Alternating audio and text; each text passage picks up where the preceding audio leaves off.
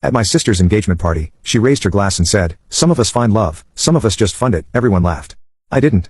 I just smiled, walked up to the gift table, and took the envelope with the honeymoon tickets I bought for $9,000. Then I texted the travel agent. 5 minutes later, she checked her phone and started screaming.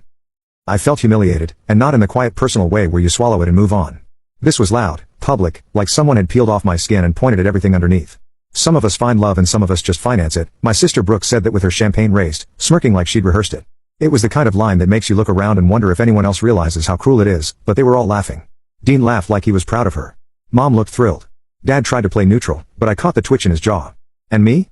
I just stood there, pretending I didn't hear it, pretending I didn't care. What I felt in that moment was this hot crawling mix of shame and anger, not just because she made me the butt of a joke, not just because it came from my own sister, but because I'd spent the last 3 months working extra hours, tutoring kids after school, driving Lyft on weekends, just to scrape together enough money for a gift I thought might actually mean something. $9,000. I booked them a 10-day honeymoon in Hawaii, oceanfront resort, private snorkeling tour, even had dinner reservations set for every night. The whole thing was in a gold envelope on the gift table, right next to a waffle maker and a set of overpriced salad bowls. I didn't tell anyone. I wanted it to be a surprise, a good one. And then she hit me with that line.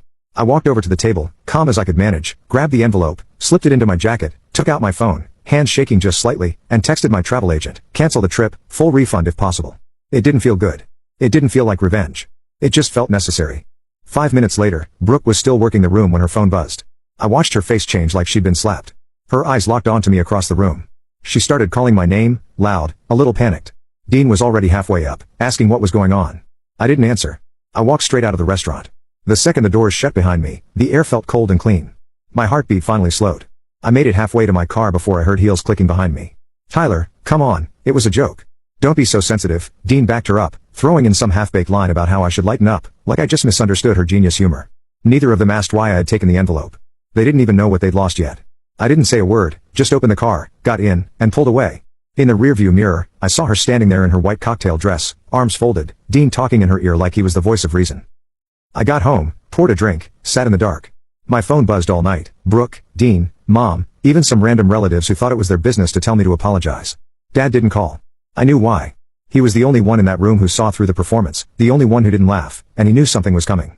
Maybe he didn't know what exactly, but he could feel it in the air, and he was right, because this wasn't just about a ruined party or a canceled vacation. This was the beginning of something none of us would come back from. I woke up the next morning with my jaw clenched so tight it hurt to yawn. 36 unread messages, 5 missed calls, a group chat with my name and it suddenly renamed to passive-aggressive even in digital form. I didn't respond to any of it. By noon, I heard the front door unlock. Only one person still had a key, my mom. She walked in like she owned the place, took one look at me on the couch, and launched straight into it. "You embarrassed your sister. You walked out like a child." People were asking what happened. She paced while she talked, like movement made her words hit harder. I stayed seated, arms folded, waiting for her to ask what happened from my side. She never did. Then she said it. "You could have at least told her if it was something that expensive." That stopped me. I looked up. So she didn't know? Brooke hadn't told her what was in the envelope. $9,000, I said. I paid for their honeymoon, all of it, flights, hotel, excursions, food. And I canceled it right after the toast.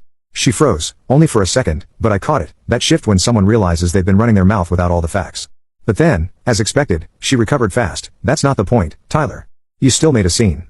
You embarrassed her. Not a thank you, not a wow, just a pivot to how I made Brooke look bad. I told her I wasn't going to the wedding. She said that was ridiculous and if I didn't fix things, I'd regret it. I asked her if Brooke regretted what she said. She didn't answer. That night, Dad called only once. No lectures. He just said, "I get it, Tyler." Then silence. That was enough for me. The next voicemail was Brooke. She was crying, told me she had no idea the gift was so expensive, said she was just trying to be funny, said Dean felt horrible too. But it wasn't the crying that got to me, it was the way she said my name, like she was trying to soften it, the same voice she used as a kid when she'd break something and blame me, knowing Mom would believe her. I didn't call back. 2 days later, I got a text from Mom that snapped everything into place. "Your father says you're being dramatic. Maybe stop punishing your sister over a joke." But I just talked to Dad that morning. He told me to ignore the drama, that he was proud of me for standing up for myself. So I called him again, asked if he really said that. "Of course not," he said. "Your mom's just trying to get everyone back to normal." Normal, that word made me want to laugh. Normal in our house meant Brooke always got her way. It meant I was expected to absorb whatever came my way and stay quiet about it. It meant Dad kept his head down and Mom kept rewriting the truth until it suited her version of events. And now they were all scrambling to patch things up, not because they felt bad, but because they realized they'd lost something valuable. The next day, I finished work and walked out to the parking lot, and there they were, Brooke and Dean, waiting by my car like nothing had happened. She tried to smile, Dean tried to look casual. I didn't stop walking. "Tyler, come on, let's just talk. We didn't know, okay?" He told me they were excited about the trip, that it meant more to them than I realized. I told him it wasn't about the money. Then what was it about? Respect, I said. They stood there like I was speaking a foreign language. I got in my car and left them standing in the sun. I didn't care where they went. I didn't care if they cried or if Brooke had another breakdown. For once, I wasn't going to be the one to fold. That night, Dad called again, asked if I was okay. I told him I was fine, just tired. He said he understood that Mom was on the warpath, trying to make him talk sense to me. I told him not to bother, and he didn't argue. But deep down, I knew this wasn't over, not even close, because people like Brooke don't lose well, and my mother, she doesn't lose at all.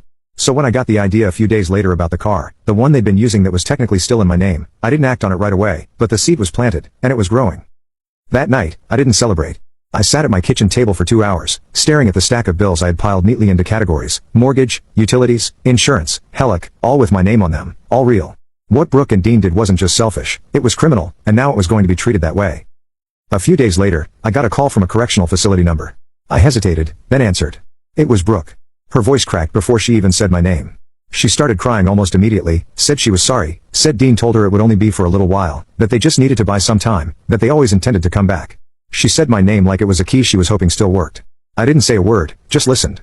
She begged me not to press charges, said the DA was talking about prison time, said Dean was blaming her, said she didn't know what to do, that she needed her brother. When she paused, waiting for me to say something, I hung up. That same day, I spoke with the district attorney. The case was strong: wire fraud, identity theft, conspiracy, grand larceny. They had enough to take it all the way.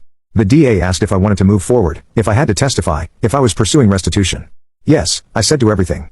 I wasn't backing down. And when the news broke to the rest of the family, it went about how I expected.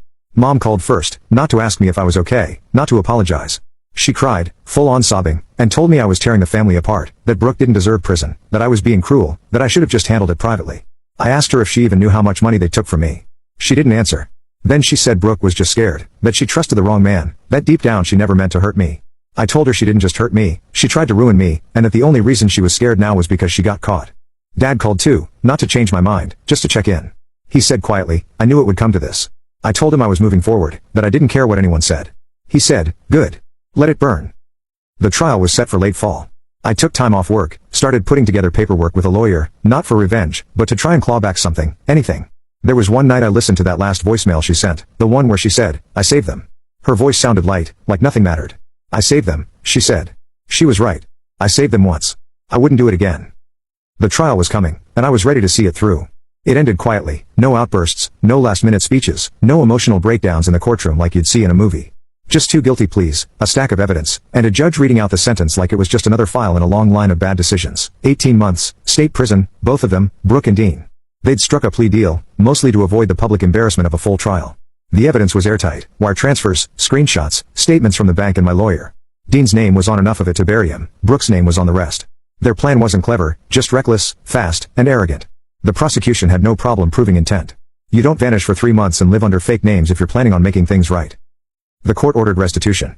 They were forced to return 90% of the money, not out of remorse but because the account still had some cash left in it, and the court froze it before they could drain the rest. That final 10%, gone, spent on whatever they thought they needed to survive: fast food, gas, hotel rooms, cheap escapes that cost me more than money. I got a check from the state a few weeks after sentencing, a cold, clinical reimbursement, no apology, no explanation, just numbers and a signature. It was better than nothing, but it didn't bring back what I'd lost: time, security, my ability to trust people without second-guessing their intentions. Brooke didn't look at me once during sentencing. She kept her eyes on the floor the whole time. Dean, on the other hand, smirked like he couldn't believe it came to this, like he still thought he'd somehow talk his way out of it. When the cuffs went on, he glanced at me for a second. I didn't flinch. I think that bothered him more than anything. Mom cried. Of course she did, not for me, not really. She cried for them. She told me afterward that this would destroy Brooke's life, that I should have tried harder to forgive, to find a way without courts and lawyers. I asked her what she would have done if I had vanished and stolen $55,000 from Brooke. She didn't answer. She never had answers, just excuses. Dad didn't come to court.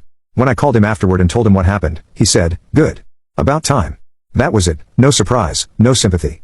He'd seen through them long before I did. I think in some way he was relieved, like it was finally over. And it was, for the most part. The fallout afterward was swift. Brooke and Dean became pariahs. No one in the family wanted to be associated with them. Friends stopped mentioning them. Relatives quietly removed their names from wedding invitations, holiday dinners, Facebook posts. It was like they had never existed. Everyone suddenly remembered that something always seemed off about them. But what no one expected was what happened to me. I became respected, even admired, quietly, of course. No one said it outright, but I saw it. People who used to brush me off started calling for advice, asking how I managed to stay so level-headed. I was just the gym teacher, the single guy who drove a beat-up car and didn't say much. Now I was the one who stood up, the one who didn't fold, the one who made the hard decision no one else in the family ever would have. Thanksgiving was awkward that year. There was an empty chair no one talked about, but I noticed who people sat closer to, who they asked to carve the turkey, who they trusted to pass judgment when someone brought up money. They brought up Brooke less and less, eventually not at all. I still get letters from her sometimes.